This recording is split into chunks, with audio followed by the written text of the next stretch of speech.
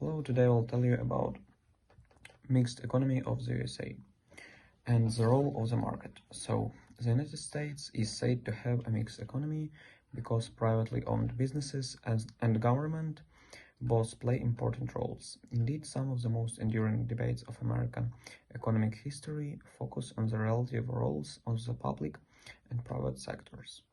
The American free enterprise system emphasizes private ownership. Private businesses produce most goods and services, and almost two-thirds of the nation's total economic outputs goes to individuals for personal use. The consumer role is so great, in fact, that the nation is sometimes characterized as a having consumer economy. This emphasis on private ownership arises in part from American beliefs about personal freedom. From the time the nation was created, Americans have feared excessive government power, and they have sought to limit government's authority over individuals, including its role in the economic realm. In addition, Americans generally believe that the economy characterized by private ownership is likely to operate more efficiently than one with a substantial government ownership. Why? When economic forces are unthreatened, Americans believe supply and demand determine the prices of goods and services. Prices, in turn, tell business what to produce. If people want more of a particular good than the economy is producing, the price of the good rises. That catches the attention of new or other companies that sensing an opportunity to earn profits start producing more of that good. On the other hand, if people want less of the good, prices fall and less competitive producers either go out of business or start producing different goods. Such a system is called a market economy. A socialist economy, in contrast, is characterized by more government ownership and central planning. Most Americans are convinced that socialist economies are inherently less efficient because government, which relies on tax revenues, is far less likely than private businesses to hit price signals or to feel the discipline imposed by market forces. There are limits to free enterprise. However, Americans have believed that some services are better performed by public rather than private enterprise. For instance, in the United States, government is primarily responsible for the administration of justice, education, the road system, social statistic reporting, and national defense. In addition, government often is asked to intervene in the economy to correct situations in which the price system does not work. It regulates natural monopolies, for example, and it uses antitrust laws to control or break up other businesses combinations that become so powerful that they can surmount market forces. Government also addresses issues beyond the reach of market forces.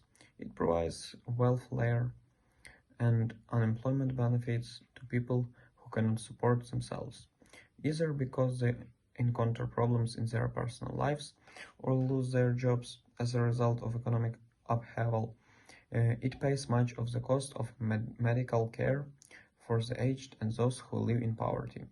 It regulates private industry to limit air and water pollution. It provides low-cost loans to people who suffer losses as a result of natural disasters. And it has played the leading role in the exploration of space, which is too expensive for any private enterprise to handle. In this mixed economy, individuals can help guide the economy not only through the choices they make as consumers, but through the votes they can for officials who shape economic policy.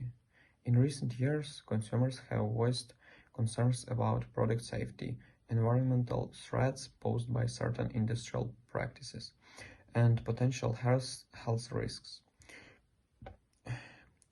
Government has responded by agencies to protect consumer interests and promote the general public welfare. The US economy has changed in other ways as well. The population and the labor force have shifted dramatically away from the farms to cities, from fields to factories, and above all, to service industries. In today's economy, the providers of personal and public services far outnumber producers of agricultural and manufactured goods. As the economy has grown more complex, statistics also reveal over the last century a sharp long-term trend away from self-employment towards working for others. Government role in the economy. While consumers and producers make more decisions that mold the economy, government activities have a powerful effect on the US economy in the least 4 ages. Stabilization and growth.